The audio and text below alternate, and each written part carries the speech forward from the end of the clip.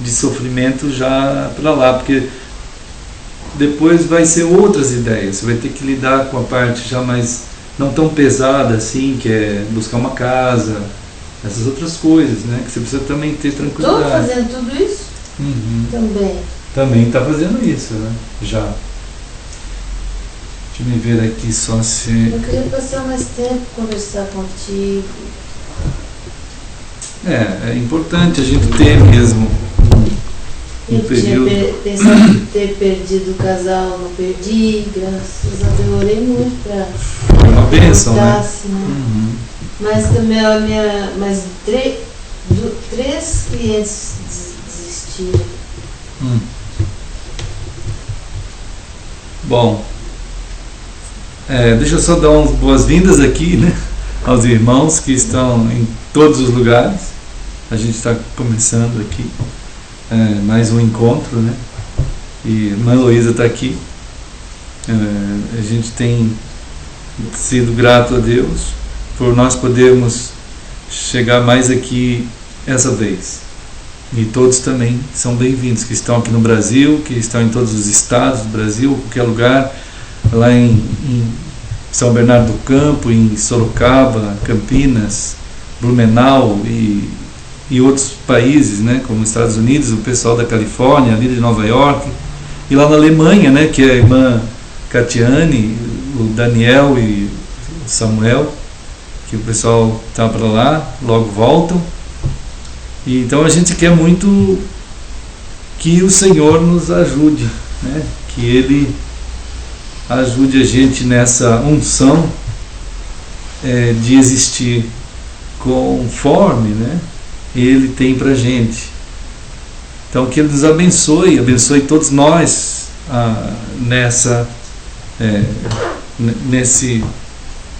dinâmica que o Espírito Santo, com a sua palavra e pela sua palavra, mexe com a gente e molda a gente para nos formar pessoas. E no meio disso tudo, como a gente estava conversando aqui, a gente está dentro de um mundo, né, que jaz no maligno. Então é um mundo pesado, né, tenebroso mesmo, cheio de escombros, cacos, e a nossa vida foi tirada disso aí, né? Nós éramos mortos. Então essa vida que o Senhor dá para a Heloísa e para os irmãos, para nós, para mim, ela é no meio de um campo de batalha, né? Então a gente é chamado assim mesmo pelo Senhor, né? Lá em Gênesis a gente tem como uma referência extremamente importante a questão da chamada, né? E quando ele diz onde estás, essa busca do estado humano, né? O estado já assim ausente e então solitário, danificado, isolado, naquela solidão e que o mal faz acontecer. E aí todo tipo de interpretação vai sendo gerada na cabeça das pessoas, e então a gente se perde naquele labirinto dessas ideias, e é um labirinto totalmente desconexo de tudo e de todos. Então são vias que aparecem de interpretação de qualquer área daquilo que a gente está pisando e passando, né? Surgem aquelas vias, só que elas não têm conexão com nada. Aí a pessoa anda um pedaço dentro daquela interpretação que ele julgou boa, ou ele mexe com aquele espaço que foi gerado ali por aquela interpretação, nas maneiras, né, que ele puder, e que até outros vão possibilitando ele também de acrescentar alguns elementos, e são artifícios que vão mantendo a pessoa ali. Aí depois cria outro, e o sentido real, né, da própria pergunta profunda do ser sobre ele como gente, ela se esvazia e a pessoa não tem um rumo, né? Então ele se desgasta naquilo ali, né? Fica uma situação extremamente esvaziante, assim, né? de vida. Então a voz de Deus, assim, no meio de tudo isso que a gente está passando, ela consegue penetrar, né, todo esse ambiente de labirintos e de perdições, como você lembrou da ovelha que estava lá no meio dos espinhos. Então chegou a um ponto que ela não podia se mover mais, nada, não tinha como movimentar. Ela foi indo para dentro daquele emaranhado de galhos e que foi chegando cada vez mais para dentro daqueles espinhos, que são as diversas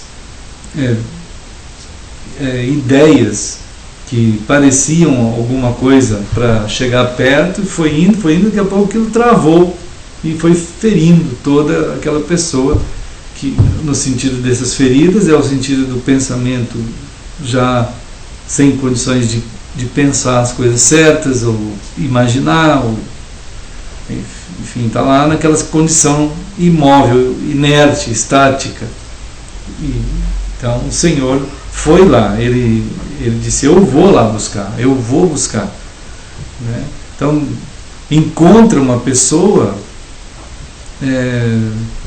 cercada de riqueza, como várias vezes Jesus encontrou pessoas com imensa quantidade de riqueza, tinha dinheiro tanto que não cabia mais nada, nenhum lugar não tinha para guardar, né, as suas riquezas, de modo que o cara até falou assim: eu preciso construir mais lugares para guardar, porque é muita coisa que eu tenho, né?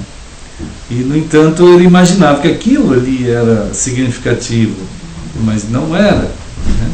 Oi, meu bem. Tá bom?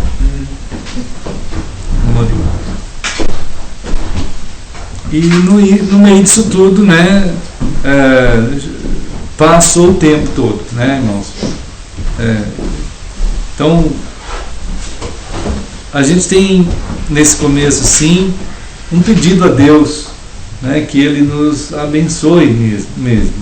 Que nós estamos mantidos dentro desse ambiente sem noção, né, que é um mundo que está totalmente destituído dessa relação com o Criador, né? Então que Deus nos ajude, nos abençoe, a sua unção nos alcance, de tal modo que a palavra, ela não é só uma coisa escrita para a gente fazer um mantra, né, para a gente ficar repetindo aquilo ali.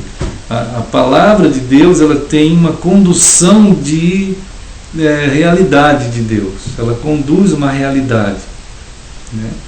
Então quando a gente observa Gênesis 1 ali, nessas primeiras observações que o Senhor passou para a gente, é que quando Ele diz alguma coisa, aquilo acontece. Então ela conduz um elemento como palavra de Deus que traz toda a condição de executar aquilo que ela fala, aquilo que é, né? Então a palavra de Deus, ela traz um conteúdo de realização daquilo que ela está sendo falado, né? Então essa ideia o ser humano esvaziou totalmente, ele transformou a Bíblia numa Bíblia, né? Ele só transformou isso, a Bíblia é uma Bíblia. Quem ainda acha que tem algum valor cultural assim a Bíblia, então a Bíblia é uma Bíblia, né? Então as pessoas leem a Bíblia, fazem os mantras ou outros livros, tudo no mesmo nível, são literaturas assim consideradas relevantes para o mundo, né? Embora que no Brasil a Bíblia como livro de a elevação de uma cultura toda, né, e de uma civilização ocidental ao nível que ela já está, a Bíblia fez isso, né, a palavra de Deus fez isso, ela não é considerada nem isso mais. Ela não tem valor, né? A Bíblia na cultura ocidental, ela só tem um mínimo valor religioso. Para muita gente é um mito. Eles se esforçam para provar que é um mito, né? Se esforçam para desacreditar, né? Todos os grandes programas com um fundo histórico que chega ao povo, não ao nível realmente profundo e acadêmico, vamos dizer assim, de peso mesmo, né? Que você vai encontrar o pessoal que pesquisa realmente. Esse não vai chegar no povo. O que vai chegar no povo é esse History Channel da vida, essas coisas das TV a cabo, né? E que chega sobre a Bíblia dúvidas e dúvidas e dúvidas, né? E nas escolas não tem relevância alguma. Se você tentar incluir a Bíblia como algo a ser estudado no currículo de história, de geografia, né, de sociologia, né, de sistema de crenças, enfim, conteúdos teológicos das nações, dos povos, então eles não vão aceitar, vão simplesmente dizer assim, isso é coisa de religião.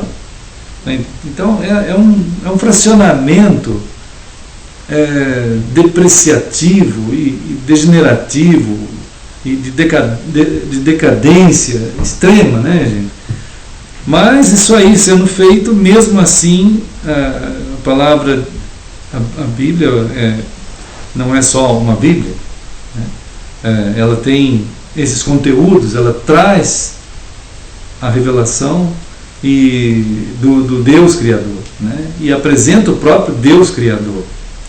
E a gente está seguindo, né? A gente está procurando nos permitir considerar, né, com o nosso coração, com todo o nosso coração, os pensamentos do Senhor, aquilo que está revelado por Ele, por meio dEle e para Ele. Então o conteúdo da Escritura, para nós, ela tem um efeito bumerangue, vamos dizer assim, o efeito daquele negócio que você joga, né, o bumerangue dele volta.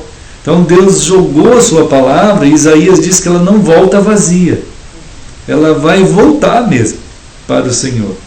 A palavra de Deus é para conduzir ao próprio Deus que falou a palavra.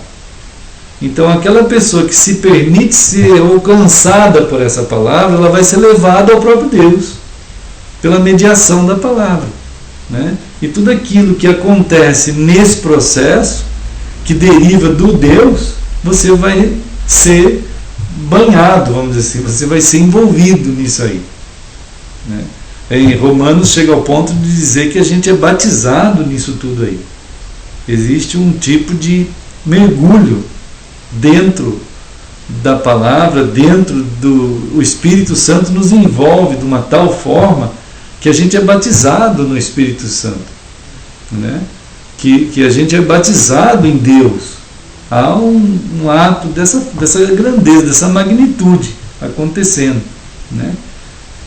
E então Jesus disse: olha, Pai, eu não peço que o Senhor tire eles do mundo. Aí fica uma tensão, né, muito grande, porque a gente vai ficar andando aqui dentro do mundo, né, que é uma situação de devastação, e nós nessa relação com o Senhor, ao mesmo tempo sendo tensionados pelo movimento diário de algo insignificante, que não tem mais significado.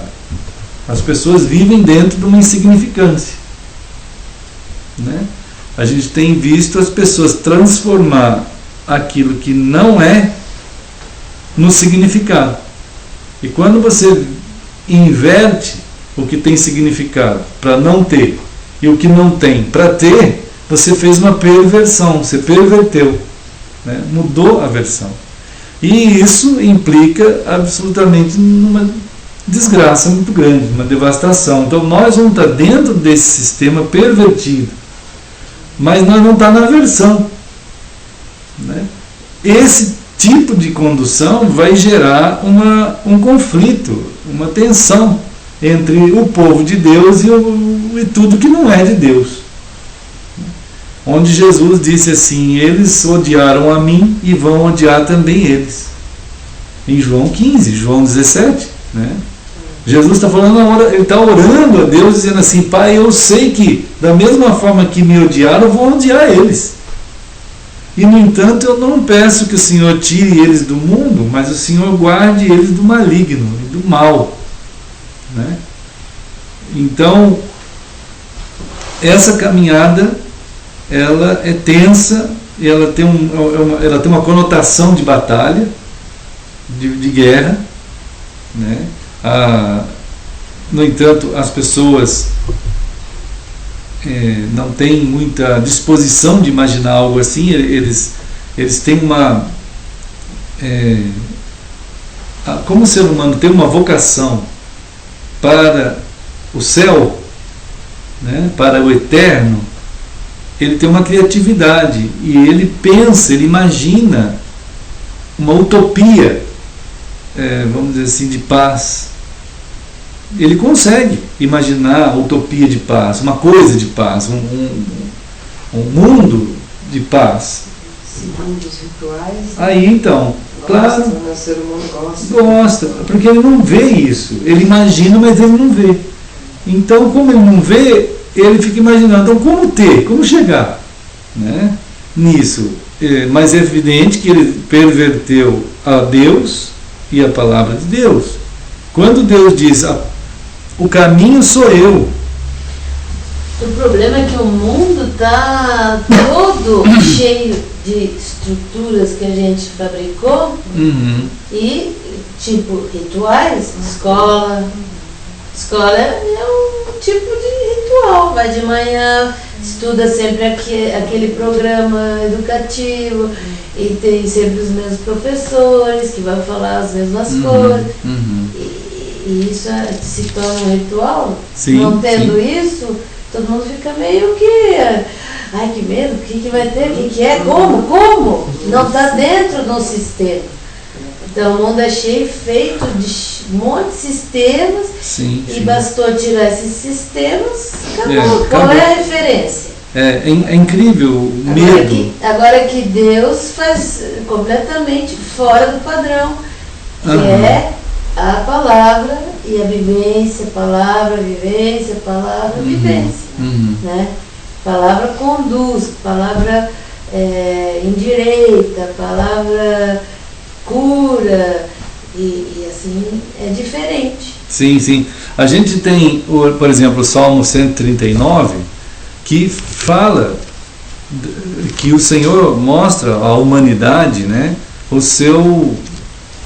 ele explica um pouquinho mais Gênesis, o Salmo 139, né? Gênesis diz assim, que o Senhor fez o mundo, depois ele fez o homem e fez a mulher. E o Salmo 139 vai explicar um pouquinho mais sobre esse processo da criação do homem, né? Ele vai afirmar que aqui, naquela inspiração que o salmista teve, né, não chega a ser toda a grandeza, porque ele mesmo, até hoje, a gente não consegue imaginar e ver pela própria ciência essas grandezas todas. Então, no entanto, ele estava vendo em uma dimensão que ele já estava vendo aqui, tendo essa percepção, ele usou algumas palavras sobre nós. No Salmo 139, ele diz no versículo 14 em diante, assim: graças te dou, né, visto que por modo assombrosamente maravilhoso me formaste. As tuas obras são admiráveis. Então, o Senhor nos fez de uma forma assombrosamente maravilhosa. A constituição nossa, como pessoas, né? A minha alma, diz aqui no 14, o sabe muito bem. Quer dizer, dentro de mim eu consigo discernir que é de fato algo extremamente maravilhoso, extremamente inexplicável as falas humanas, a pesquisa humana. A pesquisa humana não tem competência para alcançar essa dimensão de grandeza com que nós fomos criados. É claro que não tem, porque quem tem é Deus. Ele que sabe como que nós fomos criados. Ele que sabe toda a engenharia da coisa, né? A estrutura toda. E o máximo que as pessoas podem chegar é na observação e no exame, né, das células, das moléculas, essas coisas, né? E alguns, mesmo cristãos, quando a palavra de Deus apresenta para nós essas dimensões de nos colocar assim na imagem e semelhança do Eterno que nos criou, então amplia muito mais o nosso campo de pesquisa, né? Nós vamos ter não simplesmente o campo físico de pesquisa, mas a partir da compreensão de que a gente é um ser, a imagem e semelhança do Criador, você tem um campo muito maior para pesquisar e para procurar trilhar, e tem que trilhar, para você entender essas dimensões, essas estruturas, né? Para que a gente não nos livre do mal, né? Que seria o erro do traçado da nossa vida, do como que a gente vai se portar sendo assim, né? Não somente evitar o erro, como também viver aquilo que isso tudo é possível viver, né? Dentro da formação, da capacidade, né? Quando a gente vai dirigir um carro, por exemplo, a gente não quer só evitar os buracos, a gente quer andar na estrada e chegar nos destinos de uma forma boa, né? Então, a gente, maior parte, pelo menos, se espera que não seja uma estrada esburacada, mas se tiver, a gente evita o caminho errado, né? A gente pega um mapa, um GPS, coisas assim. Então, o caminho humano, ele não é possível ser feito de qualquer jeito, não dá, né? Então, a compreensão do nosso conhecimento de nós mesmos passa pela nossa alma, pelo nosso espírito, aqui no versículo 14. Mas se as pessoas já não acreditam nem que a gente tem alma e nem espírito, então fica mal, né? Tenho conversado com pessoas esses dias que a turma apresenta uma situação quase que impossível de avançar, porque toda a expectativa e perspectiva de entender o ser humano é na base de troca, né? Veio um rapaz aqui para fazer uma verificação da parte de internet e ele quis saber o que é isso tudo aqui, né? Então a gente estava comentando, ele faz faculdade, em alguma faculdade aí que eu esqueci, e ele estava tentando, o que acontece, o que o senhor faz aqui, né? Então a gente estava explicando a ele essas dimensões do ser humano, né? Mas todo o estudo que está sendo feito, ele falou, só tem um professor na nossa faculdade que questiona coisas mais profundas. Os outros não fazem, como você falou, é um nível de chegar, trazer uma ementa, né, um currículo de estudo ali, todo mundo tem que ler, todo mundo tem que decorar, todo mundo tem que saber aquilo ali, responder e tá bom. É um setor de produção, como dizia o Charles Chaplin, né? Você é feito para produzir, você não é feito para pensar, para nada, você não existe pensamento em ti, é tudo na base de troca. Saiu lá no fim, ganha um pão, saiu lá no fim, ganha um salário, né? Então você não tem elementos mais elevados para considerar. E por isso que algumas nações hoje as pessoas estão se matando, como o Japão, por exemplo, né? A gente tem suicídio muito grande. As pessoas chegam de noite, a gente estava comentando hoje, entram nos casulos, aqueles sextavados, né? Aqueles prédios inteirinhos de sextavado, a pessoa entra lá, dorme, tem ar-condicionado, tem TV a cabo, tudo direitinho ali dentro, mas ele só pode deitar ali dentro, ele não pode levantar, porque senão ele bate a cabeça, ele não consegue, não cabe, né? Ele cabe só deitado, ele abre o tubo, entra, fecha, dorme até outro dia, acorda, vai trabalhar, ganha muito bem, e eu não, né? Mas todo mundo tem faculdade no Japão praticamente, não tem ninguém que não tenha faculdade, mas o pessoal que não tem uma dimensão de reflexão, a não ser nas crenças de ancestrais e de suas filosofias e crenças, que não leva a nada realmente. Então passa pela alma humana, o conhecimento. Se nós não podemos anular essa profundidade de conversas dentro da nossa vida, dentro de um lar, né, dentro de um ambiente familiar, né, dentro de um ambiente de comunhão de pessoas, né, o que significa a nossa vida e o que está realmente sendo feito dentro do nosso modo de vida e a visão de vida que a gente tem, que inclua essas dimensões de reflexão mais profundas. Senão a gente vai ficar na miserabilidade, né, naquilo que é esvaziado, né? Então, aqui no Salmo 139, irmãos, afirma que o conhecimento desse processo de construção está em Deus. No versículo 15 diz que os meus ossos não estavam ocultos de ti. Né? O Senhor conhece todos os meus ossos. O Senhor conhece ainda antes dos meus ossos. Quando ele fala aqui, eu fui entretecido no oculto. Quando não se via nada, quando não se sabia nada, eu estava sendo tecido, né, pela mão do Senhor. As estruturas que formam a vida, elas estão contidas dentro do DNA, dentro da genética, dentro daquele espermatozoide, dentro do óvulo. Mas isso não é fabricado em lugar algum. Isso foi Deus que fez. Essas dimensões profundas que formam nós como pessoa, que trazem, mas que também não são só isso, né? São dimensões espirituais que estão dentro da formação do ser. Como é que isso se forma, né? Onde que isso está? Como que conjuga tudo, espermatozoide, óvulo e o espírito do ser humano naquele momento que ele passa a existir? Que é isso? Essas estruturas estão em Deus. Ele sabe como isso é feito, né? Ele detém o capital intelectual disso aí, pertence a ele, né? Então, os teus olhos me contemplaram quando não tinha forma alguma. Contemplaram a mim, quer dizer, eu, pessoa, estava sendo contemplado por outra pessoa quando não tinha forma alguma. Não tinha forma que a gente chama de forma, né?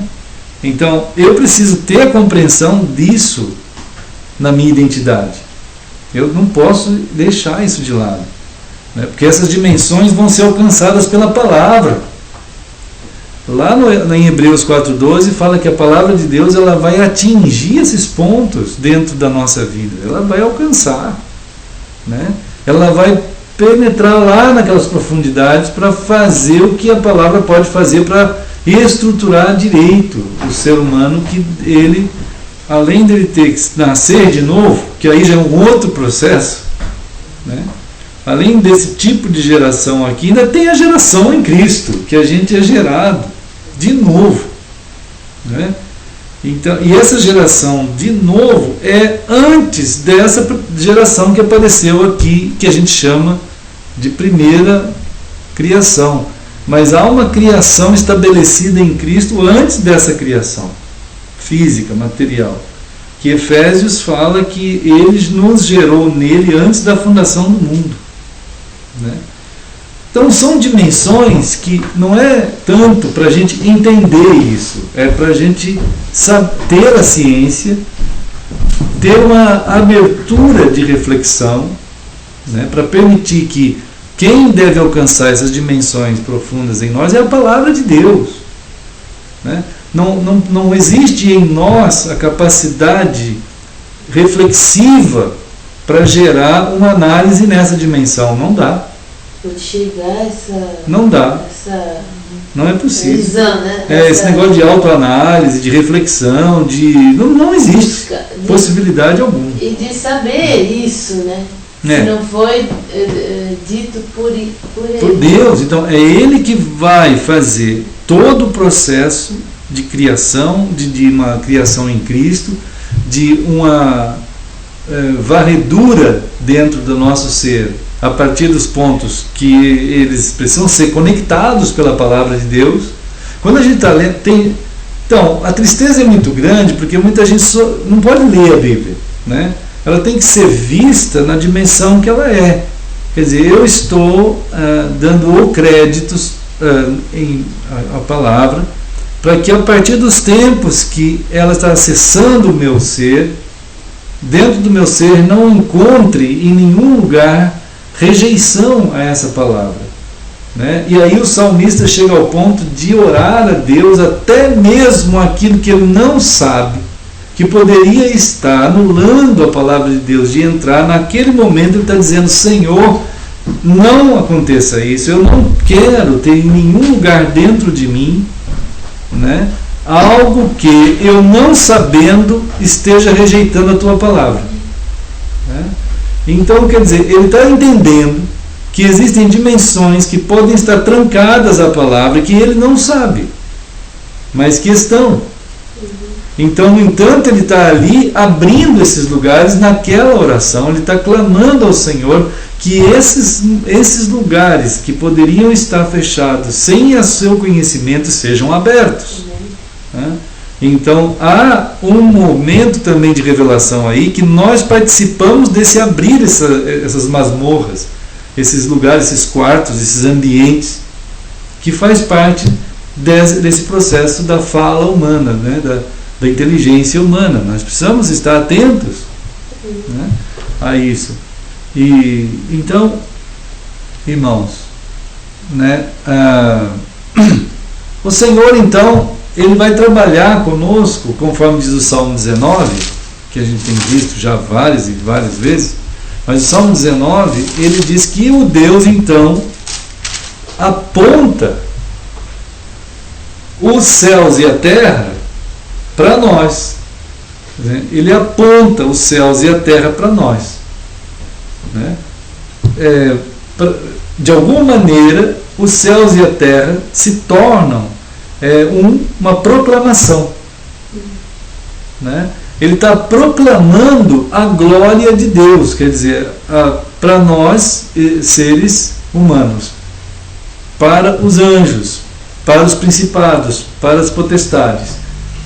Tudo recebe um testemunho da criação, né?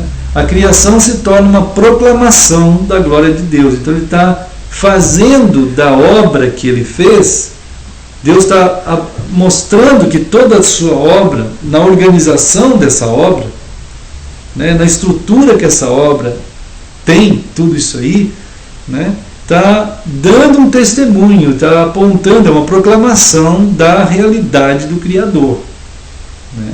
Isso é tão explícito, é tão expoente, é um expoente tão grande disso aí, que alcança qualquer uma pessoa, naquelas dimensões que a pessoa possa até não estar querendo admitir que Deus existe, e que isso tudo aí é obra do acaso, do Big Bang, ou obra de um universo eterno, né? Aqui afirma que proclamam, os céus e a terra proclamam a glória de Deus. Eles proclamam isso.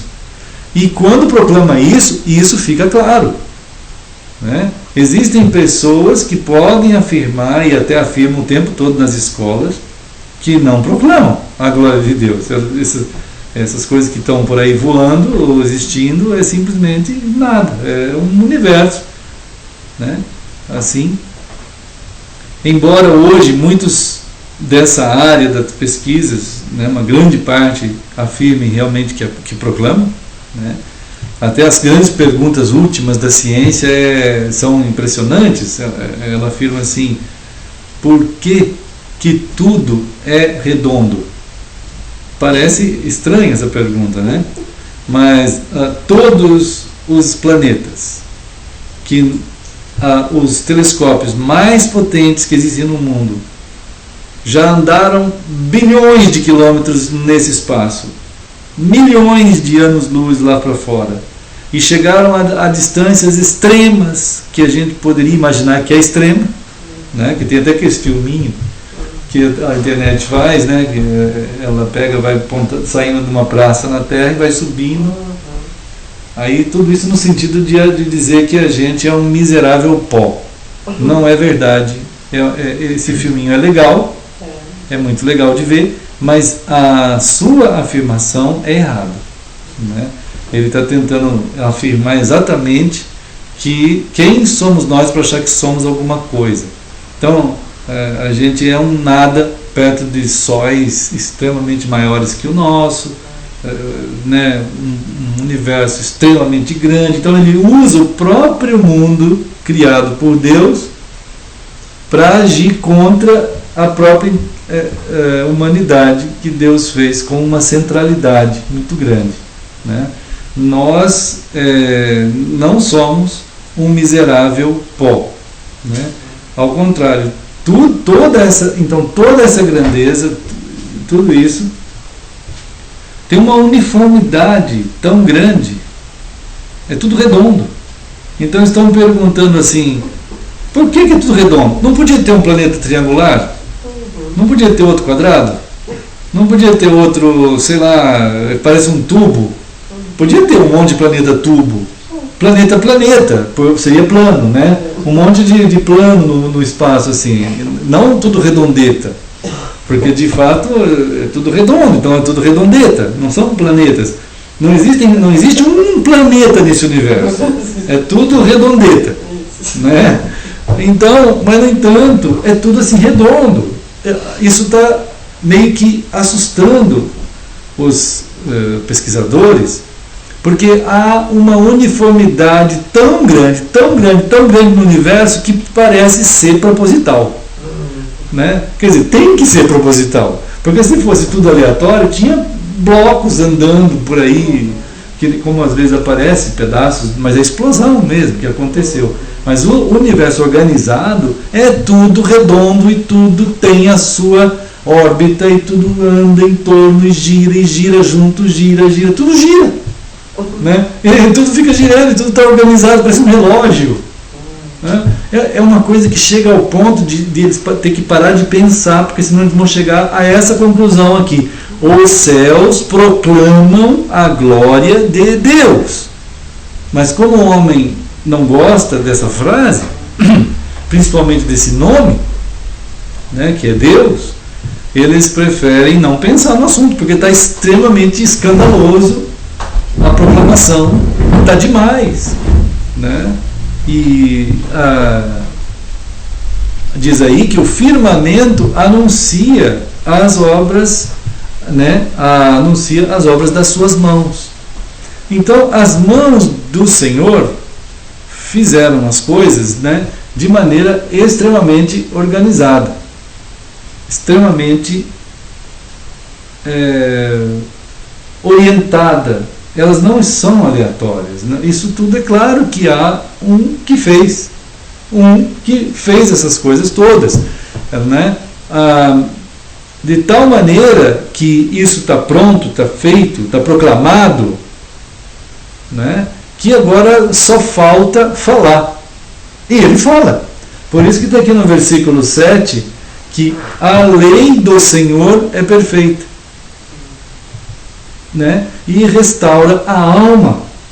Quer dizer, aquele ponto profundo do ser humano, né, que diante de tudo que está aí, a organização, as estruturas perfeitas que são organizadas a matéria extremamente organizada, né? Basta aprender um pouquinho de química, de física, para ver toda aquilo que a gente já conseguiu rastrear um pouquinho, né? Aqueles números atômicos, aqueles elétrons, aqueles nêutrons, aquelas coisas, né? A gente conversa sobre isso todo dia quase, ele vem mostrar aquelas coisas. Então esse tipo de estudo aí vai mostrar um pouquinho da estrutura também da matéria. As pequenas células, elas são parecidíssimas com as grandes galáxias. É quase igual. É igual, se for ver. Ele funciona da mesma cor, da mesma forma. As grandes galáxias se movem igual movem-se os pequenos elétrons e moléculas ali, né? Células, átomos, tudo, né? Então é uma coisa que funciona igual. É tão explícita, a proclamação é tão explícita, né? E que só falta falar e fala, como a gente está dizendo aqui. O Deus, esse Criador, usa a palavra. Se ele usa a palavra, ele está usando uma dimensão de comunicação que realmente assemelha a gente a ele, né? Não é como aqueles ETs que aparecem nos programas da TV a cabo, que ao invés de falar com a gente, fica fazendo círculo no capim e roubando vaca, né? Como eles falam, é um absurdo, né, essa coisa. Então não existe uma coisa dessa, mas a fala de Deus é inteligente demais, é tão inteligente, tão explícita, tão clara, que o pessoal também foge da palavra de Deus, né? Eles não querem ouvir o que Deus tem a dizer, né? É melhor ficar procurando ET, vaca e círculo e coisa e tal, que foi abduzido, os caras aí malucos que acham isso. Mas o Deus que fala pela sua palavra, né? E então o falar de Deus é tão impressionante, né, que está aqui, por exemplo, Gênesis, né? Gênesis 1. A gente já tem feito uma espécie de exercício outro dia, né? A gente viu que vários lugares onde as coisas surgiram porque disse Deus, né? Então o falar, ele construiu organizadamente tudo. Então há um poder tão grande, tão extremo no falar de Deus, que ele foi produzindo as coisas pelo seu falar, né? Então é algo assim, irmãos, né? Há uma capacidade na palavra de Deus, há uma capacidade de gerar aquilo que ele falou, né? Isso está no versículo 3, né? E vai indo, 6. Continua sendo, né? E continua sendo, realmente, porque Você me fala para ler, né? Se exponha à palavra que faz esse processo sobrenatural de vida do que ela fala em nós, né? Isso é assim. Então, né, essa condição, né, da gente ver e contemplar. Isso que tem um cientista maluco, né? Que falam do cientista maluco. Sim. E quanto mais eles estudam as coisas, eles vão acabar ficando malucos. Quem não é Deus, eles acabam ficando malucos. Fica, porque ele não consegue imaginar a origem. Ser natural. Sem nexo, né? A gente não estuda física, nada. Sim. Agora, esse pessoal que se aprofunda nisso, ele é demais. Assim, né? É verdade. Fica girando. Então, uma coisa a gente observa, que a palavra de Deus, ela gerou os padrões, a versão das coisas, né? Ela gerou tudo que nós vemos como padrão, o padrão que existe no universo inteiro, né? O padrão de tudo, né? Então a palavra dele foi a responsável por gerar todos os padrões, né? Então a gente contempla isso, a intenção, como diz Romanos, né, no capítulo 1, lá em Romanos, diz que qualquer pessoa, por mais que ela rejeite Deus, né, ela está recebendo essa proclamação diante dela o tempo todo, né? De modo que também o Salmo afirma que só uma pessoa absolutamente insana, sem juízo, que pode afirmar que Deus não existe, né? Ou pode dizer não para Deus. É uma insanidade, é totalmente absurdo. A pessoa pode até fazer isso. Ele pode fazer isso, ele pode dizer não para Deus, né? Mas seria comparado a uma pessoa sem juízo, né? Aqui no capítulo 1 de Romanos, diz assim, Romanos 1, né, que no versículo 20, que tudo que existe da parte de Deus, né? Tudo que Ele fez, todas as obras que Ele fez, elas são tão proclamadoras da sua realidade invisível, que não se vê, mas elas proclamam tanto o próprio Deus, né? Proclamam tanto a divindade de Deus, quer dizer, o poder, a divindade, que é a deidade do próprio Deus, né? O Deus não é como aquele Supernatural, né? O Supernatural tem uma série que passa aí, que a gente comenta de vez em quando, que o Deus ele deve estar vagando por aí sem saber o que está acontecendo no mundo, né? Então, é como também o Todo-Poderoso, um filme que saiu outro dia, que o Deus queria tirar umas férias, né? Passou o poder para Morgan Freeman, né? Que era o Deus, e passou o poder para alguém lá, que era o Jim Carrey, né? E aí faz aquela lambança toda que ele faz. Mas, de fato, a realidade do Deus verdadeiro é notável perante aquilo tudo que ele fez. A própria, diz aqui, no versículo 19, olha só: o que de Deus se pode conhecer é manifesto entre os homens, porque Deus se manifestou assim. Então o que dá para conhecer foi apresentado aos homens, né? Porque os atributos invisíveis de Deus, olha, até os atributos invisíveis, como também o seu eterno poder, né? E também a sua própria divindade. Quer dizer, a questão é tão imensa, né? Que a divindade desse Deus é apresentada também, e realmente ele é Deus. É como Tomé, né?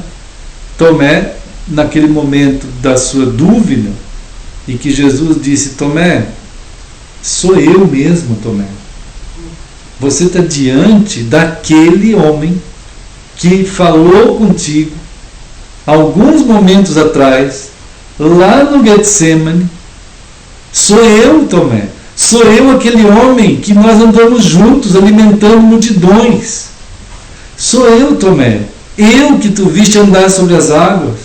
Eu que tu viste ir ao monte orar. Sou eu, aquele homem que você viu ser levado do meio de vocês à força por todos os poderes humanos e das trevas, porque era a hora das trevas se manifestar.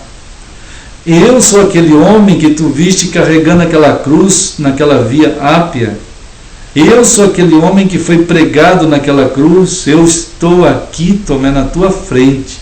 E para você não ficar assim com mais dúvidas, eu quero que você venha aqui e ponha a mão nas minhas feridas que estão aqui, as cicatrizes, e vão ficar, né? Por tua causa. A cicatriz que está na minha mão e nos meus pés é por tua causa, né? Então eu quero que tu vejas. E quando nós chegarmos no céu, nós vamos ver as cicatrizes do Senhor. E então, as obras, a divindade do Senhor são claramente vistas, tanto na criação, quanto na obra da cruz, quanto na ressurreição, né? Quanto na vinda que ele virá. Então, assim, assim, Deus fica pensando assim, eu acho, diante disso: não é possível que esse povo não creia, porque eu estou mostrando tudo para eles, né? Como é que alguém pode não crer se eles estão vendo tudo? A fé é a coisa mais provável que tem, né? É a coisa mais provável que tem, a maior sanidade que tem uma pessoa é crer em Deus. É a coisa mais óbvia, né?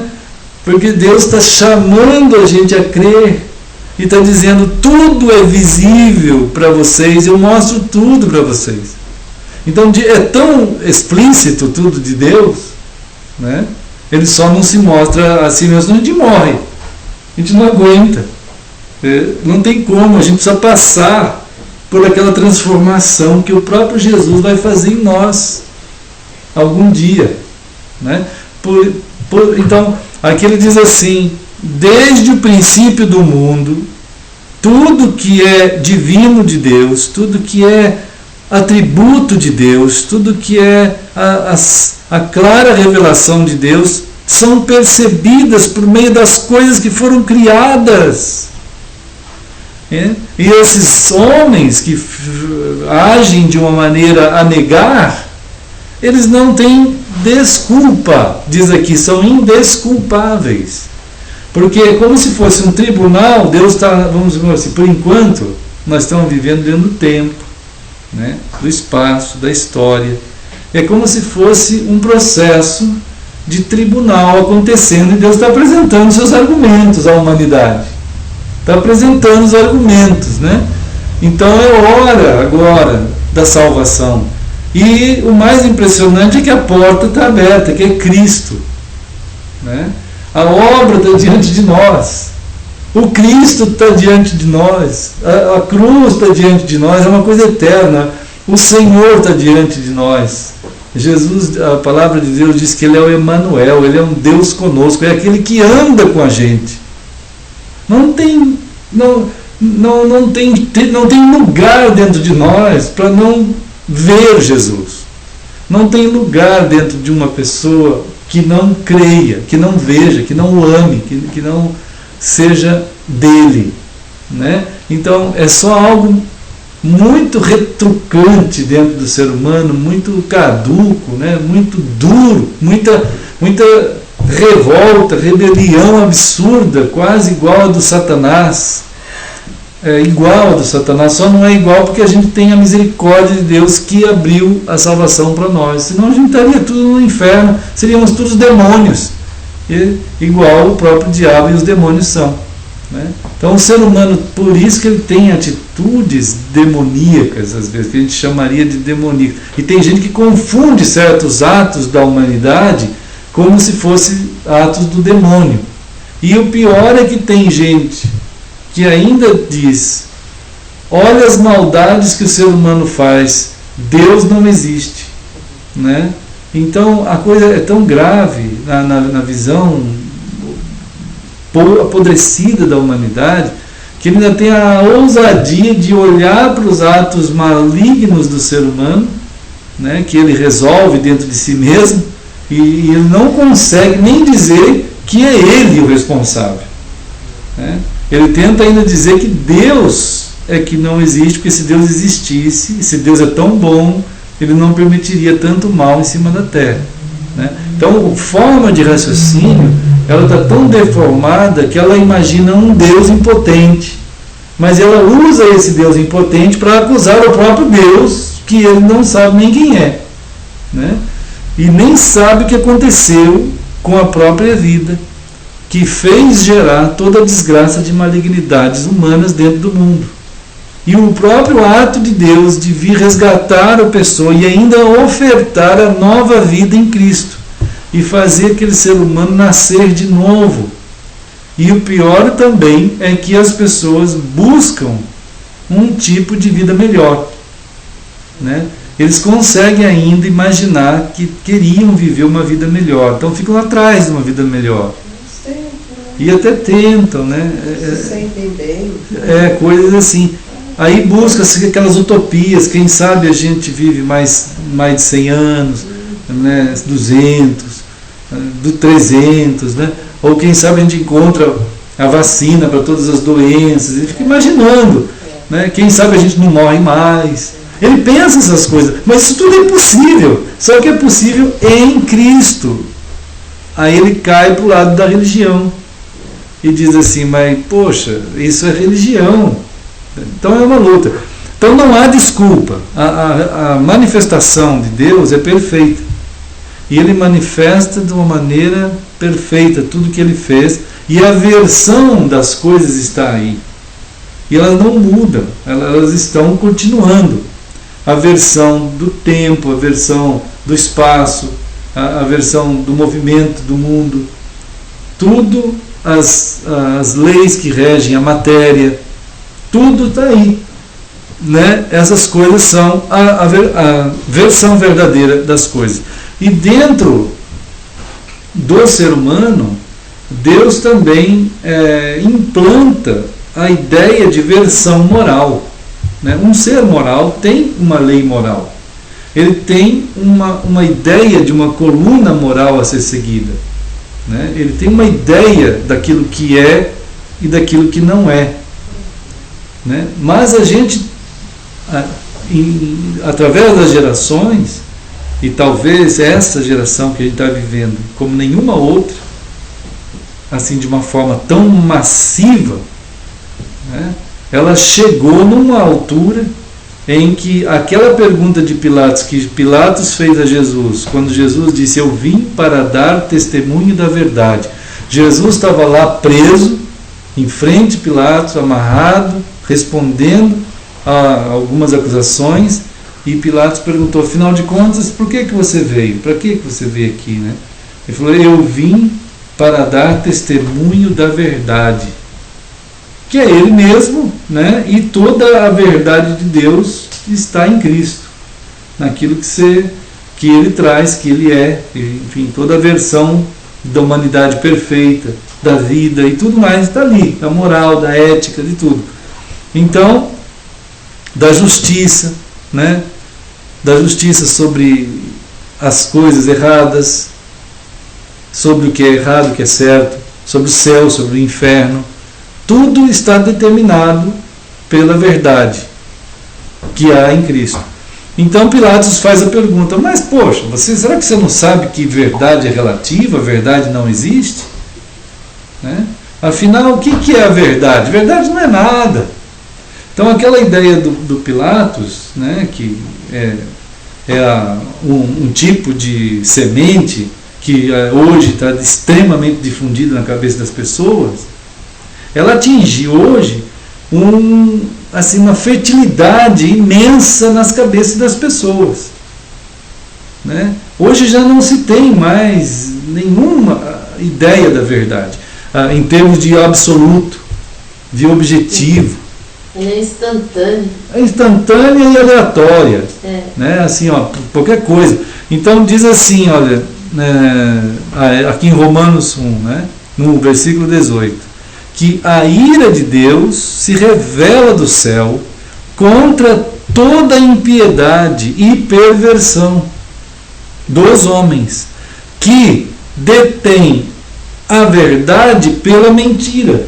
Quer dizer, o pessoal pegou aquilo que não é, aceitou como se deveria, até mais, como se deveria aceitar a verdade.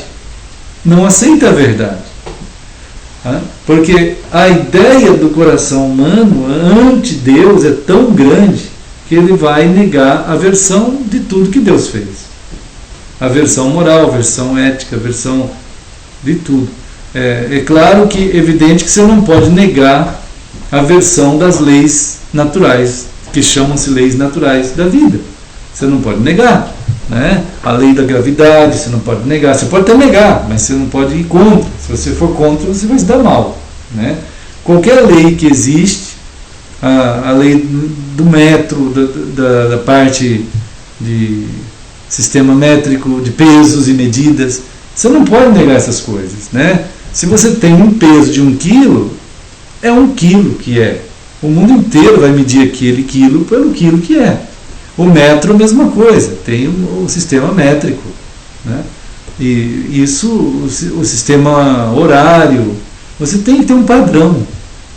Né? Esse padrão é buscado freneticamente. Né? Outro dia estavam falando de um relógio que ele atrasa 1 bilionésimo de segundo a cada milhares de anos, que é um super de um relógio que ele se estruturou de uma tal maneira, um relógio atômico lá, que praticamente não atrasa, né? Um pouquinho só. E essas medidas são tão importantes, né? Que é por causa delas é que as grandes viagens são possíveis. Os aparelhos que cronometram a quantidade de combustível que entra, que sai, e o funcionamento de motores ultrapotentes, como de foguetes espaciais, eles têm que ter uma precisão que não atrasa nada. Porque se atrasar não faz, aquilo vai explodir, não vai dar certo, aquilo não vai conseguir fazer. Então tem que ser extremamente próximo da perfeição. Mas se eles estão aproximando-se da perfeição, é porque há um padrão. Você não pode admitir uma coisa aleatória, senão você não conseguiria medir nada, fazer nada, você não podia fazer nada, não existia um padrão, né, de construção para nada, né? Então existe a versão das coisas, e o fato de chegar a tal ponto do ser humano odiar a versão, isso é gravíssimo, mas ele negocia com certas versões que ele vê que vai fazer mal para ele mesmo, ou que não vai dar lucro. Então aquilo que dá lucro ou que faz o bem para ele, ele não negocia aquela versão. Mas aquilo que não interessa para ele, mas que iria inclusive ferir a sua forma e visão de vida, ele negocia essa versão, né? Eu estava vendo um artigo que saiu esses dias aí. Na semana passada, agora, acho, ou na outra, acho que foi na outra, que dentro do Brasil, isso já tem em outros países, alguns, mas o Brasil acabou aprovando uma lei que a partir de 15 de maio, os gays, os transexuais e semelhantes tipos vão poder frequentar os banheiros públicos femininos em qualquer lugar. Isso é lei aprovada no Brasil. Então, uma das nossas mulheres, uma das nossas filhas, uma das nossas meninas, uma das pessoas que estão aí, se for frequentar um espaço público, um banheiro público, após dia 15 de maio, vai poder ver entrar ali, como diz a lei, se aquele elemento que entrou, ele faz xixi sentado, ele pode frequentar aquele espaço público. Você imagina uma aberração dessa?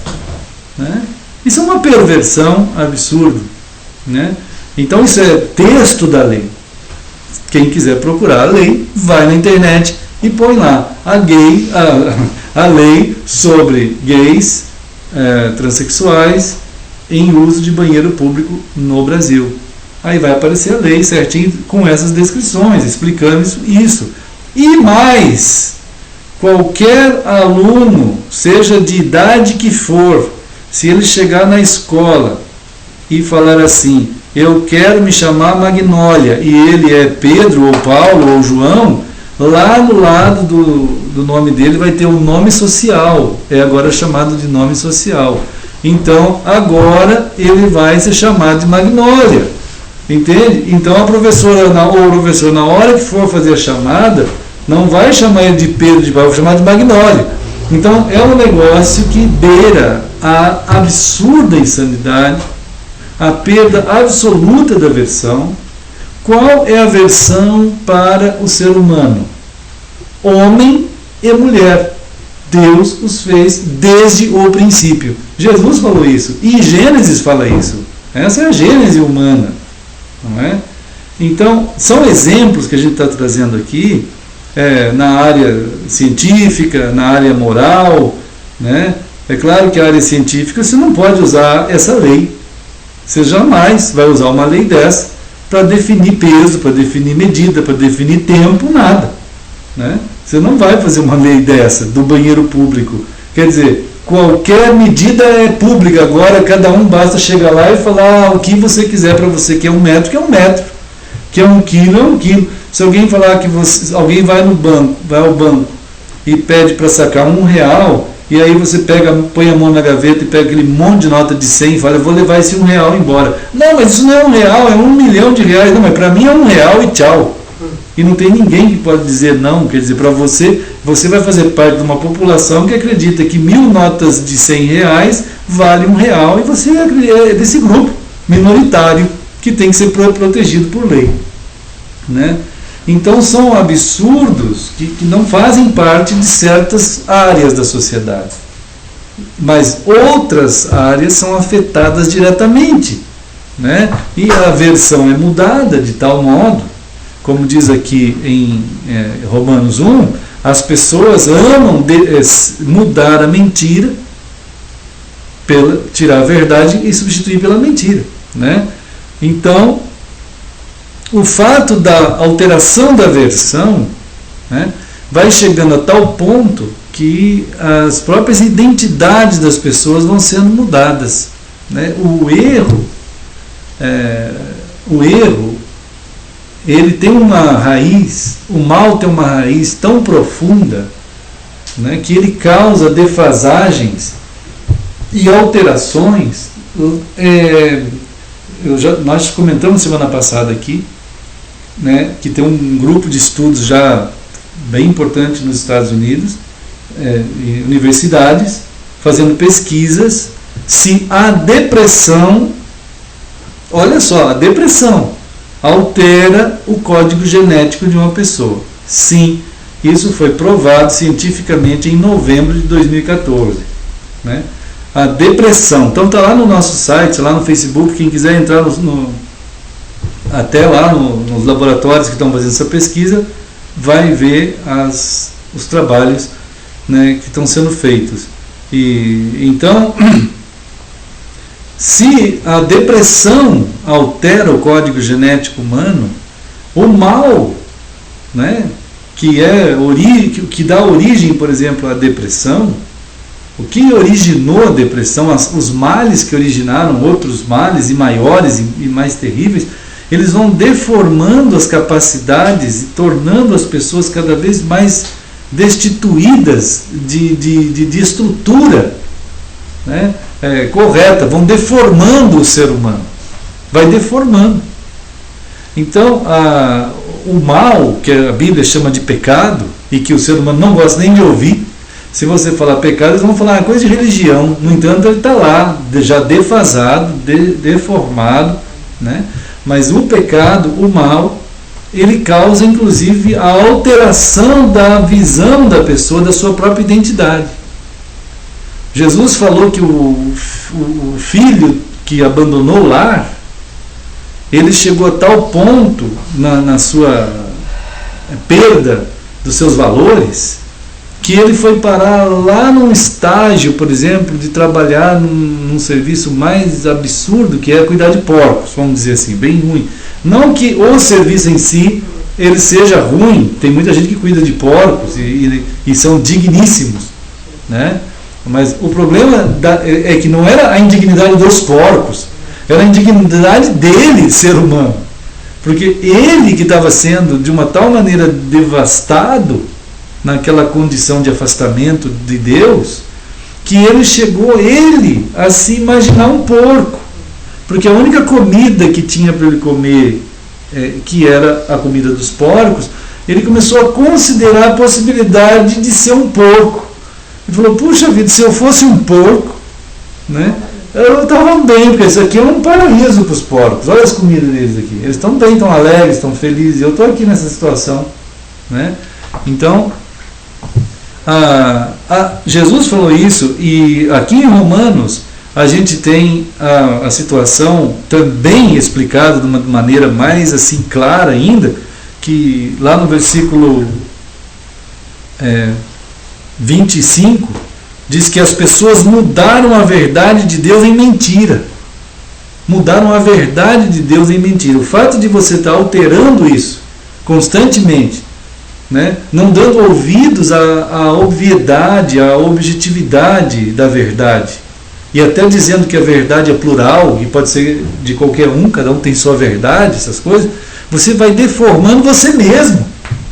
Você está indo contra estruturas dentro de ti, né? E aquilo vai causando danos à própria pessoa, e chega a tal ponto que ele começa a substituir o Deus verdadeiro por coisas criadas. Quer dizer, a divindade para ele, porque o ser humano não se pode anular o sagrado no ser humano, não é impossível.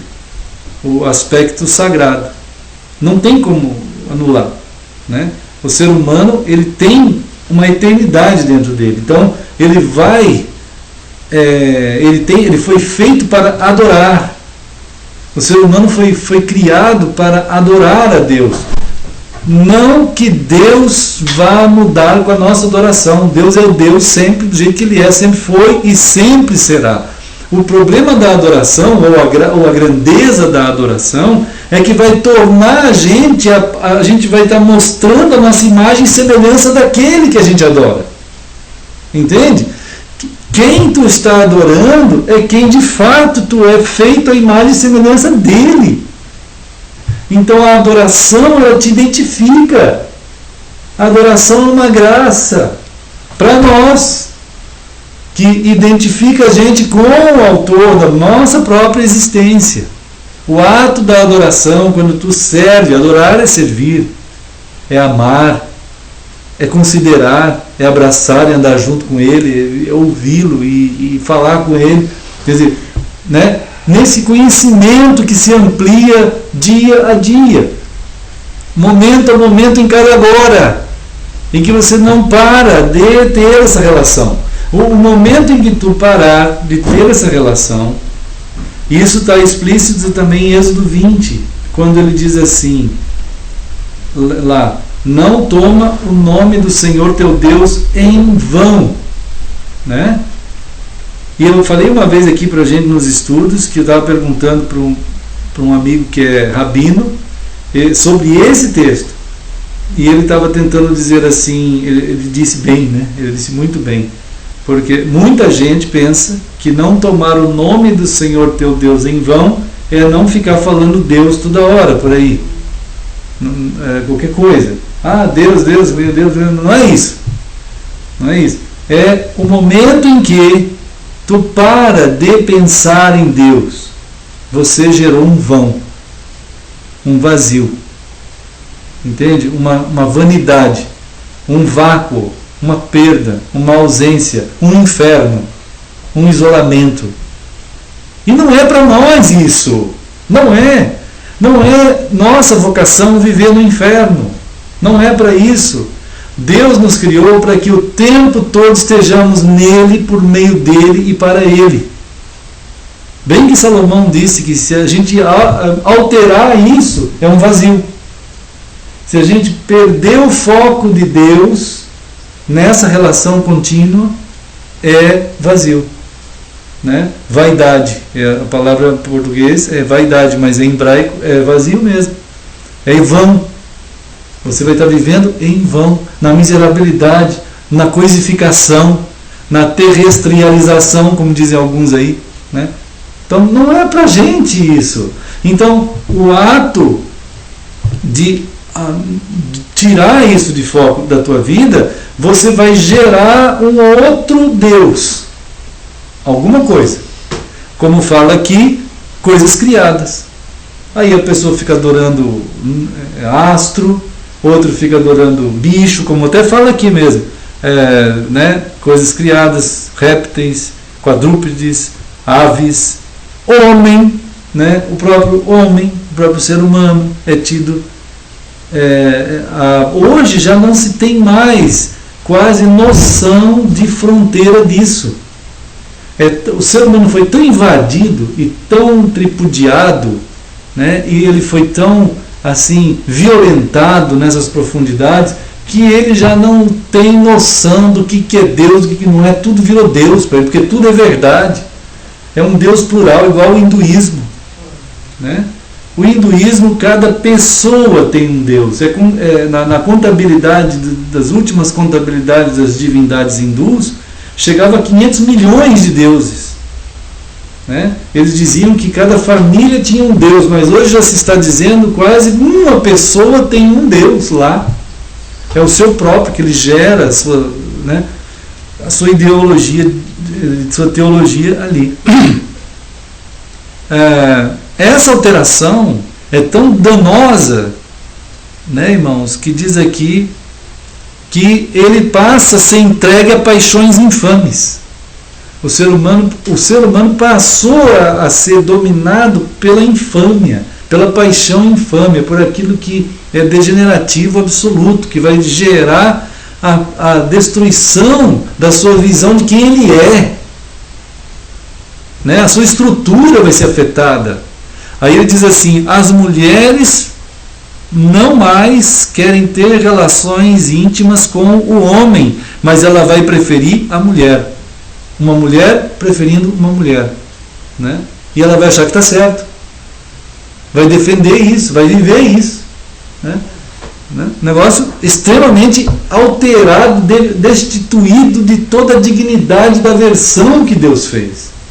No versículo 26, o homem, por sua vez, da mesma forma, a perda é igual no homem e na mulher. A degeneração é da mesma estrutura. Então, o homem que sofre essa degeneração, só que ela está numa dimensão espiritual, que passa para o moral, que passa para o físico. Olha só, a destruição é extrema, né? Ela atinge todo o ser. E o homem da mesma forma, ele não tem mais nenhuma vontade de ter o contato com a mulher, e ele se inflama mutuamente em sua sensualidade, cometendo torpeza, homem com homem, homens com os homens, né? E aí então ele diz assim, olha só, a palavra de Deus ela é tão atual que ela chega antes, 2000 anos antes do que a universidade que eu estava pesquisando aqui, as universidades chegaram à conclusão da degeneração física, genética, né? Está dizendo aqui que as pessoas que estão assim vivendo, eles vão receber em si mesmos, olha aqui a palavra, a punição do seu erro. Quer dizer, o mal gerou uma sentença de juízo contra a versão normal das coisas. Ele entrou ali e vai destruir aquela estrutura da pessoa. E a pessoa vai acreditar que aquilo ali está certo, né? Não vai demorar muito, provavelmente, e eles vão acabar descobrindo o gene gay mesmo, né? Porque a degeneração da estrutura genética humana começa a acontecer.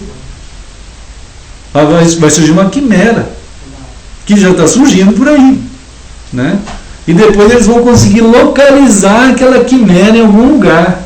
A deformação genética ali, como estão localizando a deformação genética da depressão, né? Então é um negócio extremamente grave, é uma situação gravíssima. Não para por aí. Não é só uma vontade de ter sexo com uma mulher, ou a mulher com mulher, ou o homem com homem. Não é só por aí. A degeneração ela estraga absolutamente a visão de tudo que significa dignidade e de valores na vida das pessoas. Vai incluir também, diz aqui, a pessoa vai ser cheia de injustiça, de malícia, de avareza, de maldade, possuídos de inveja, homicídio, contenda, dolo, malignidade, vão ser difamadores, caluniadores, vão aborrecer, quer dizer, vão contra Deus, vão ser insolentes, soberbos, presunçosos, inventores de males, desobedientes aos pais. Olha que interessante, né? Desobedientes aos pais. Que interessante, infernalmente interessante, diabolicamente interessante. Que terrível. Vão odiar os seus próprios pais, né?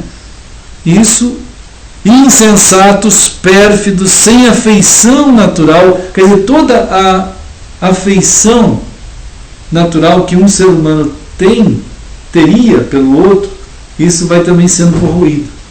Hoje está cada vez mais difícil você imaginar que alguém tenha afeição por alguém. É um negócio assim gravíssimo, né? E sem misericórdia alguma. Ninguém tem quase mais misericórdia de ninguém. Tem gente que diz assim, eu quero mesmo que a humanidade se exploda, como dizia o antigo filósofo, né? Antes, né? Então, ora, e tem mais ainda, conhecendo essas pessoas a sentença de Deus, porque as pessoas conhecem a sentença de Deus. Todo mundo sabe que se você pular de cima do telhado, mesmo você dizendo, eu não acredito na lei da gravidade, e pula, tu vai se esborrachar lá embaixo, né? Foi isso que o diabo disse para Jesus. Ele falou assim, vou tentar Jesus porque não tem verdade, vai que ele cai na minha, né? Eu vou falar para ele, olha Jesus, faz assim, ó, só para tu mostrar que tu é bom mesmo, pula aqui de cima desse, estava na ponta do templo, dezenas de metros para cima, pula daqui, que na hora que você estiver caindo, os anjos vêm e te seguram. Jesus falou, Jesus falou, não, né? Jamais, e não pulou mesmo, porque se ele pulasse, esborrachava lá embaixo, né? Então, muita gente, não adianta, existem leis, e se você quebrar as leis, você vai, a gente conhece as leis, todo mundo conhece as leis, né? Por mais que a mídia tenta colocar gente do mesmo sexo beijando e achando que isso é maravilhoso, por mais que as leis, como agora, põem os caras, por que não constrói um banheiro? Estados Unidos já fez, né? Pelo menos isso, né? Para não colocar sobre as nossas mulheres o castigo de receber no mesmo banheiro esses tipos que vão ter que frequentar o mesmo banheiro que elas, né? O que é isso? Né? Por quê? E as mulheres que são, por exemplo, tidas como elas imaginam que elas são homens, elas vão ter que entrar no banheiro masculino? Ainda ninguém falou isso, eu não sei, essa parte eu ainda não sei, né? A lei é jogar toda essa turma para dentro dos banheiros femininos, quer dizer, as mulheres que levam na cara leva essa carga, né? Não poderiam as mulheres levar essa carga. Se essas pessoas querem ser assim, que eles tenham então um terceiro banheiro. Não existe hoje nas formulários, né, um terceiro sexo, que eles põem lá masculino, feminino ou não quero declarar, né? Então eles põem lá, ou então põem, não sei que põe, não se sabe direito ainda o nome, mas tem uma terceira opção, né? Então terceiro sexo, põe um terceiro banheiro. Então quem for desse povo, então entra lá e tem que fazer, mas não joga em cima das mulheres e nem dos homens essa carga, né? Então, mas como os debates em cima da iniquidade, ela não consegue construir nada, né? Nós vamos ver isso na nossa geração. Já existe na lei, dia 15 de maio é o dia disso aí, né? Começar a entrar em vigor.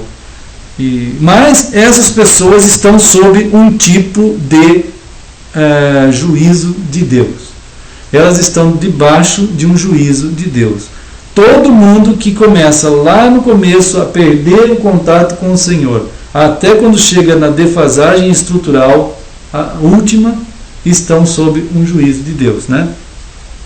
Como diz aqui, conhecendo eles a sentença de Deus, de que são passíveis de morte, passíveis de morte, os que tais coisas praticam, não somente as fazem, mas também aprovam os que assim procedem, né? Então é uma pessoa que faz e prega e luta por aquele direito daquela iniquidade, né? Então a gente está sendo avisado, né? É claro que a palavra de Deus está chamando o ser humano, né, a uma relação com Deus, a uma saída dessas coisas. Por isso que no versículo 16 diz assim, não me envergonho do Evangelho, porque é o poder de Deus para a salvação de todo aquele que crê. Então, a palavra de Deus, ela chega num mundo desse, tão destituído, tão apodrecido, tão mal, num estado fatal, né? E então a palavra dele alcança o ser humano no estado que for, para que o Evangelho, né, a palavra, Cristo, alcance o ser humano e tire ele dessa situação, né, irmãos? A palavra de Deus afirma que o Senhor fez homem e mulher desde o início, né? E lá no capítulo 2 de Gênesis diz que quando Deus fez o homem, diz a palavra do Senhor, né? Quando Deus fez o homem estava só, né? O homem sentiu essa solidão, né? Então Gênesis no capítulo 2, mais para trás, esse aqui, olha só, 18. A gente já comentou aqui que o primeiro não é bom, primeira palavra não é bom que aparece na Bíblia, porque todas as vezes que Deus fez alguma coisa, Deus viu que era bom, né? E era bom. Mas o primeiro não é bom é quando ele viu a solidão do ser humano, no caso aqui do homem, né? Não é bom que o homem esteja só. Então, essa afirmação é um cuidado de Deus, né? Esse cuidado, ele sabe aquilo que não é bom para nós. Ele mais do que ninguém sabe. Então a gente tem que querer muito estar junto com o Senhor, para que Ele determine, Ele que defina o que não é bom para nós, né? E o que de fato isola a gente, o que causa danos para a gente. Ele sabe o que é isso, então Ele vai cuidar. Ele tanto cuidou que Ele disse assim: eu vou fazer uma auxiliadora. Deus faz aquilo que vai suprir aquilo que não está bom para nós. Ele vai fazer, Ele faz. A gente precisa estar nas suas mãos. Falhei, olha a palavra tão linda. Eu vou fazer uma auxiliadora que ele seja compatível, idônea. Eu vou fazer. Aquilo que Deus faz escapa, gente, do nosso entendimento, escapa. Adão tinha o mundo inteiro para olhar, para ver o que poderia ser compatível com ele. O que pode ser compatível comigo? Nada. Ele nem sabia o que pensar, porque ele não tinha ainda um parâmetro anterior para imaginar uma mulher. Ele não imaginava, ele só nada, ele não via nada. Por mais belezas que houvessem, pelo próprio Deus que estava junto com ele, né? A palavra auxiliadora é muito bonita, né? Porque ela é uma palavra hebraica que é correspondente com a palavra grega parácleto, que é usada para o Espírito Santo, né? Essa palavra significa eu vou fazer alguém, olha só, traduzindo a palavra auxiliador, azer no hebraico, paráclito no grego. Eu vou fazer alguém que vai ficar com ele, junto com ele.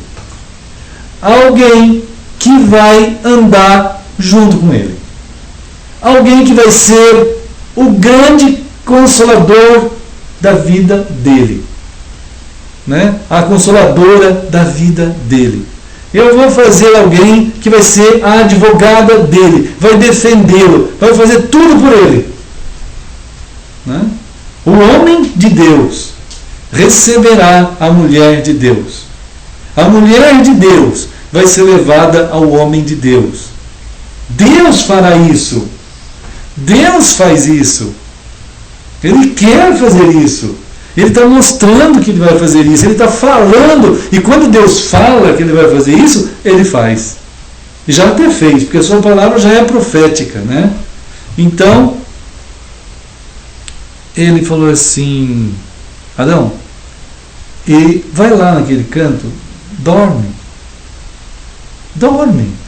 né? Que beleza poder dormir. Eu te abençoo no teu sono. E o Adão teve um sono pesado. É aquele sono profundo, aquele sono ultra pesado, que nem uma anestesia consegue fazer chegar a esse sono. É o sono que Deus dá. É o descanso em Deus. É aquele sono que você deita e você dorme, como diz o Salmo, porque eu sei que o Senhor cuida de mim. Você deita e você dorme, né? Você descansa no Senhor. Você não descansa num colchão de, sei lá, que densidade, ou travesseiros vindo não sei de que lugar. Você pode deitar numa pedra, como deitou Jacó. Ele deitou com a cabeça numa pedra, mas ele queria Deus. E a escada surgiu do céu. A escada, chamada escada de Jacó, é uma escada de Deus. E os anjos desciam e subiam. E veio um anjo perto de Jacó e falou: Jacó, o que você quer? Ele falou assim: eu não aguento mais. Eu quero Deus. Eu não aguento mais essa vida minha de enganei meu pai, enganei minha mãe, enganei meu irmão, enganei todo mundo. Não é possível. Minha vida está podre. Estou fugindo. Meu irmão quer me matar. Você quer ser abençoado mesmo? Quero. E ficou ali, naquela luta. Jacó era um homem muito forte. Começou a lutar com o anjo, diz o texto da Bíblia, em busca da bênção. Não, o anjo não vai embora. Tu não vai embora, tu não vai embora. Ele falou, eu não vou te deixar ir embora. Eu preciso da bênção de Deus. Né? Essa coisa toda, Deus ensina muito a gente, que a gente, como o Naamã, 7 vezes no Jordão. Por que 7 vezes no Jordão? Né? Por que Deus faz essas coisas? Porque nós somos muito afogados, isso que a gente é. A gente quer tudo na hora, quer tudo pronto, quer tudo vou tomar posse. Toma posse da bênção. O que toma posse da bênção? Isso não existe no reino de Deus. Tem muito evangélico por aí. Então, evangélico é outro grupo, né, que está pervertido. Ele perverteu a versão da palavra de Deus, como a gente tem mostrado aqui na Escritura. Né? Ele não é mais eclesia do Senhor. Ele não entra na palavra do Senhor. Ele tem um limite teológico que ele não aceita a palavra do Senhor. Mas o Jacó ficou ali. Eu vou acabar comigo mesmo, mas eu quero a bênção do Senhor. E o anjo do Senhor pegou ele e falou, tá, então o Senhor vai te abençoar. E o anjo do Senhor pegou na perna dele, no músculo que tem aqui, torceu, e ele ficou manco para o resto da vida. Né? Quantos crentes buscam essa bênção? Senhor, eu quero ficar manco para o resto da vida, a bênção de Jacó. Né? Poucos crentes fazem uma coisa dessa. Né? Mas o Senhor falou assim, então agora, aí ele ficou caído lá no chão, não conseguia mais andar direito. Né? Aí o anjo do Senhor trouxe a bênção do Senhor agora para ele. Falou, agora tu estás quebrado, agora tu não é mais Jacó. A partir de agora teu nome será Israel, que significa, porque você teve a ousadia e o amor e a fé de querer andar com Deus. E quando tu andas com Deus, tu não é mais você. E ele foi.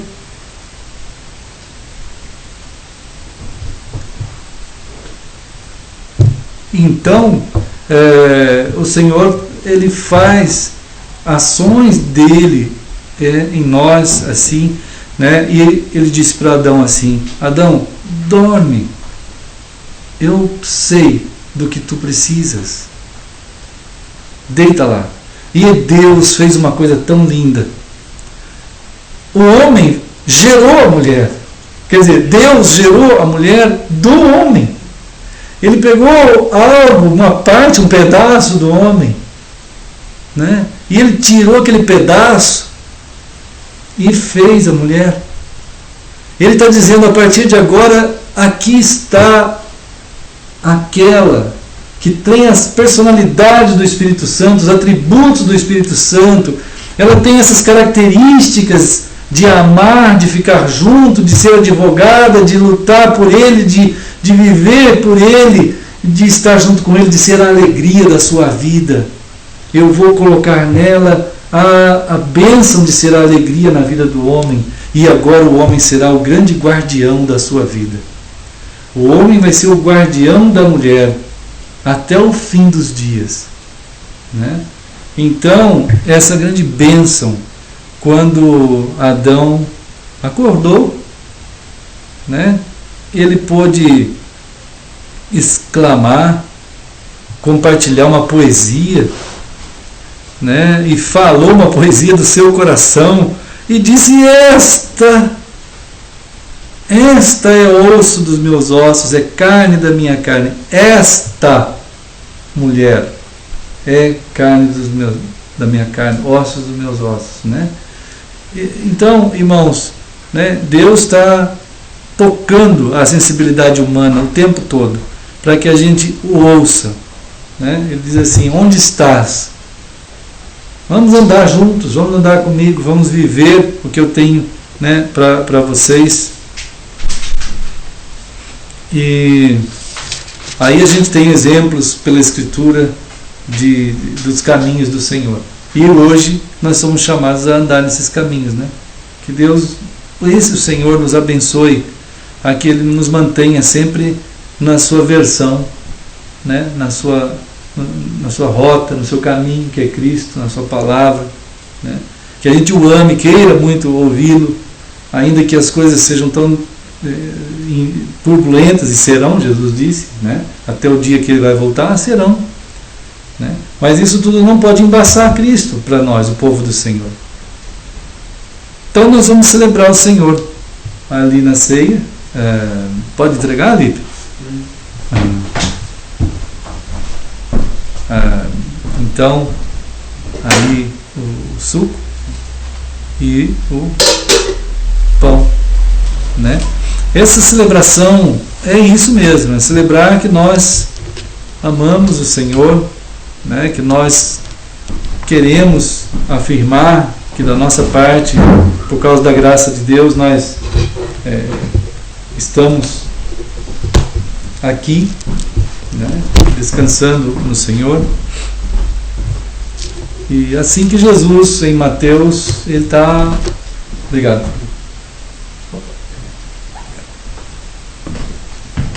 Jesus chamou os seus, né? Os seus discípulos, como nós somos chamados e fomos chamados, os irmãos que estão em todos os lugares, que estão com o coração tomados, envolvidos por esse amor do Senhor, pela sua palavra, querendo muito, como diz Paulo,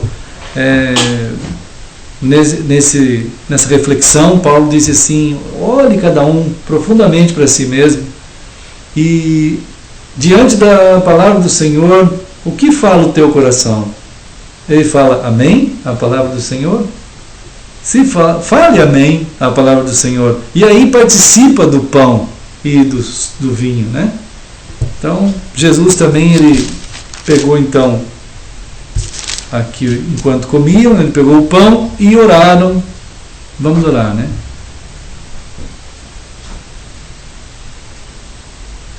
Querido Senhor, aqui está o teu povo, Senhor, nesse lugar e em outros lugares, mas vinculados pelo teu Espírito Santíssimo, por causa do sacrifício da cruz. O Senhor nos formou, o povo santo, família do Senhor, um povo adquirido com o teu sangue. Nós estamos aqui, caminhando e anunciando aquele dia que é no Senhor mesmo, e para o Senhor mesmo que nós vamos indo, Senhor, e estamos em Ti. Então, obrigado, Senhor, pelo teu cuidado de nós, pelo que tu fizeste, Senhor, naquele ato da tua entrega no altar do sacrifício naquela cruz. Nós estamos celebrando, Senhor, que nos vinculou em ti mesmo, e assim nós oramos em nome de Jesus. Amém. E deu, né, aos discípulos, dizendo: tomai e comei, isto é o meu corpo. E como Jesus fez, vamos fazer também.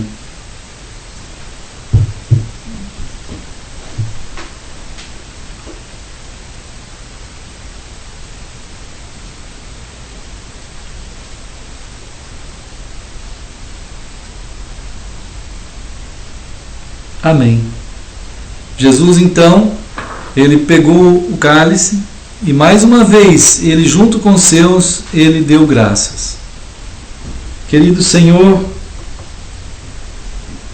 naqueles momentos em que Jesus estava antecipando a oferta do seu sangue, junto com os seus, ele também estava profeticamente falando sobre nós, sobre o dia em que o anjo seria a ele ordenado tocar a última trombeta, e o céu, pelo teu poder, ele vai se abrir como algo que jamais foi visto, algo preparado pela tua imensa santidade, Senhor.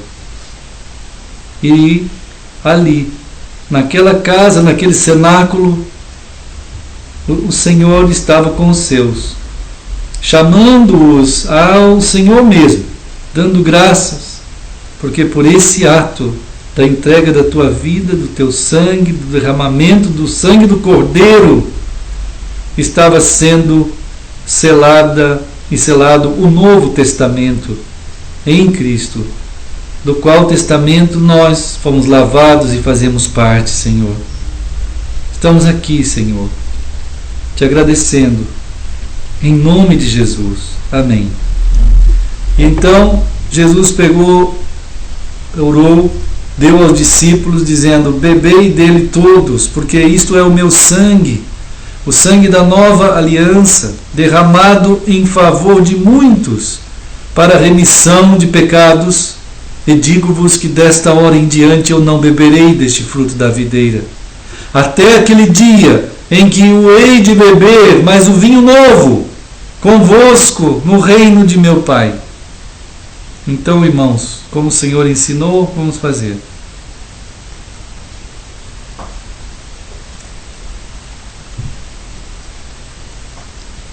Querido Senhor, o teu povo aqui reunido, nós anunciamos o Senhor, nós anunciamos o que o Senhor é para nós e anunciamos aquele dia, ó Deus, assim como tua palavra fez promessa da tua pessoa na cruz, através de tantas festas da Páscoa, até que chegou aquele dia que nós hoje celebramos também, que é o dia da cruz, o dia da entrega do Cordeiro de Deus. E também o Senhor já nos apontou para o dia da tua vinda, e também nós sabemos que será no dia que já está no teu coração.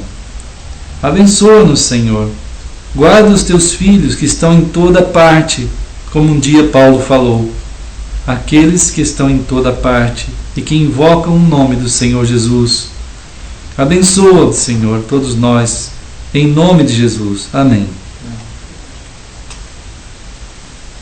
Bom, irmãos, vamos seguindo, né? Na graça do Senhor. E os irmãos sejam guardados nos seus dias, né? Na nossa caminhada.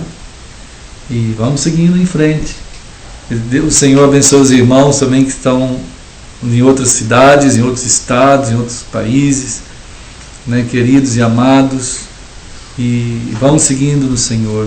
Qualquer uma vontade de conversar, entre no Facebook ou nos e-mails ou no telefone ou vem aqui, né? Nós estamos aqui seguindo no Senhor. Deus proteja cada um de nós. E agora eu vou fazer um tchau aqui. O Lipe vai fazer um tchau, né, Lipe? Deixa eu ver, pegou o Lipe ali. Ali estão a irmã Heloísa e a irmã Nancy fazendo um tchau. E nós recebemos o tchau de todos vocês aí, né? De todo o nosso coração. Deixa eu acertar aqui, que é meio estranho. Então, Deus abençoe. Tem agora, viu, um chá, né? Então vamos seguir. Meu filho. Deus abençoe. Vamos seguir o filho, né? Amor. Deus abençoe. Não, Luiz. Deus abençoe. Fique firme em Cristo, Ele te guarda.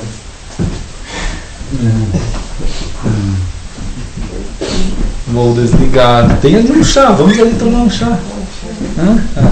Deixa eu só desligar aqui, falar um tchau, mais um tchauzinho, e que Deus guarde os irmãos que estão aí, né, em São Paulo, os queridos e amados irmãos de São Bernardo do Campo, André, amado filho, a Letícia, a Samira, e já está batendo bumbo nessa semana, já começou as suas artes musicais, né? Deus abençoe a Catiane, amada irmã, Daniel, amado irmão, Samuel, querido, está crescendo, está forte, tirou as blusas, a gente viu que ficou grande, né? Graças a Deus.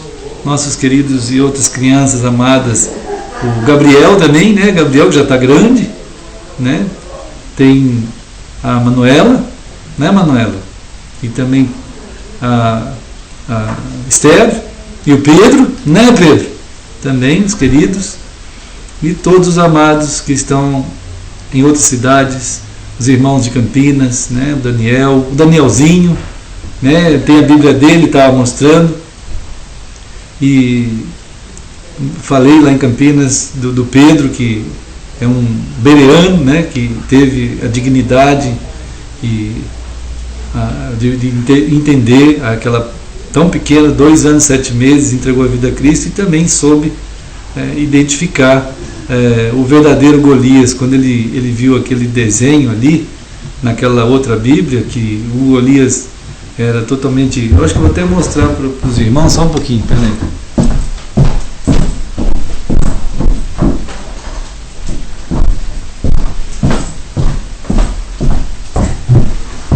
Nós temos uma Bíblia aqui em casa, deixa ali para as crianças, que é essa aqui, né? E o Pedro, ele estava vendo esse desenho aqui, ó. Ele falou assim: não, pai, não. E o pai dele falou assim: não o quê, meu filho? O que é não? Ele falou: pai, isso aqui não pode ser um Golias, ele está muito amigo aqui, ó. Está totalmente diferente, não é possível ser um Golias isso aqui. Ele não falou com essas palavras, né? Mas ele falou: não e não. Aí eles tinham outra revista ali, que tem um outro desenho do Golias, que é um homenzarrão forte, todo bravo e com raiva. Ele falou: esse sim. Então nossas crianças estão tendo a grande bênção no processo do tecer do Espírito Santo, que correm aqui, brincam, os irmãos ouvem o Pedro, os irmãos ouvem aí a Manuela e o Samuel, quando estava aqui também, quando voltar, e eles ficam aqui. Chega uma hora que eles não vão mais correr assim, desse jeito, mas eles no meio, no tecer do Espírito Santo, eles se entregam a Cristo, eles estão tendo a condição de ver a palavra do Senhor e até de olhar um desenho desse e falar: isso é uma heresia, e é uma heresia mesmo, né? Porque jamais o Golias é assim. Uma criança de 2 anos e 7 meses entendeu que não é assim, porque ele conhece a história da Bíblia, ele conhece, ele consegue visualizar a expressão de um Golias e diz que isso é uma heresia, e ele está certo, o Pedro está certo. Então, que bênção é poder ver nossas crianças podendo crescer nessa dimensão, e eu vejo muita gente dizer assim: como é que a gente vai ter filho num mundo desse? Tão terrível. Eu que faço a outra pergunta agora: como é que um mundo desse vai suportar crianças com a índole de Cristo? As portas do inferno não vão prevalecer. Essas pessoas que estão vindo em nome de Jesus, eles estão sendo chamados pelo Senhor para serem bênçãos, né? E assim como fez com Abraão, o mundo inteiro será bendito na vida daqueles que são benditos em Cristo. Então, irmãos, é uma bênção, né, ver as nossas crianças lá, as outras filhas do Daniel, né, com a irmã Helene, os filhos do Galvão lá com a sua esposa, a irmã Virgínia, e os filhos que já são jovens, estão na faculdade, e, enfim, o Danilo com seus filhos, a Josi, que tem lutado muito, estão firmes, o Edson, que está vendo o crescimento da sua família, lá da Raíssa e tudo. Então, que Deus abençoe os amados irmãos em todos os lugares, e guarde a Priscila, o Cris, e, enfim, amados, Deus fortaleça e abençoe a todos. Sim, fiz um tchau para a Samira, falei que ela está já na arte musical.